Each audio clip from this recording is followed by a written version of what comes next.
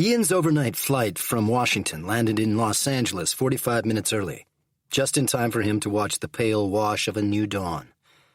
The same travel agent who had been handling him for years had arranged this particular trip, which had been hugely embarrassing for them both, flying economy, selecting the airline and flying overnight because of the cost. Ditto for the rental car. Thankfully, no explanation had been necessary. News of Ian's recent scandals had made almost daily headlines in the local Annapolis papers. Frozen accounts, Federalist townhome going up for auction, bankruptcy.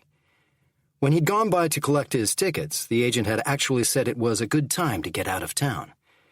Ian had become accustomed to drinking his coffee black while recording his first album. The studio had kept artificial everything, sweetener, dry milk, the works. He had soon learned only newcomers took anything in their coffee. At 4 o'clock in the morning, with gallons of caffeine drunk during session after session of repetitive takes, it no longer mattered what anyone put in their mug or how long the pot had been stewing. All anyone wanted by that point was the jolt. The stronger the brew, the better. 6.5 years later, Ian still took it black.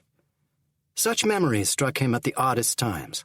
Like now, as he stood by the terminal's east-facing window watching the sunrise and waiting for all his fellow passengers to grab their luggage and depart. He was fairly certain several had recognized him.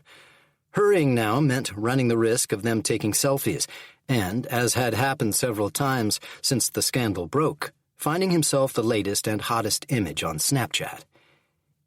He took his time, drank a second cup, and waited until the sun was a completed golden globe. After all, there was no longer any reason to rush. For the past several whirlwind years, free time had been a luxury. The first few days after his world fell apart, being liberated from his dawn to midnight schedule, had left Ian weightless. Now, though, the hours clung like weights.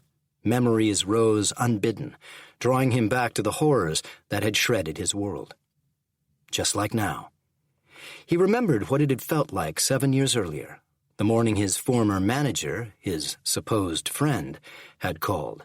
5:15, the world still dark, Ian nearly shattered with exhaustion after having just returned from concerts in Paris and Frankfurt, having flown back because he was scheduled to start rehearsals with the National Symphony Orchestra the next day. Just the same, 30 seconds after being awoken, he was dancing, shouting into the phone, almost delirious with astonishment and joy. His album had been nominated for a Grammy. It had debuted at the top of the classical list. #1.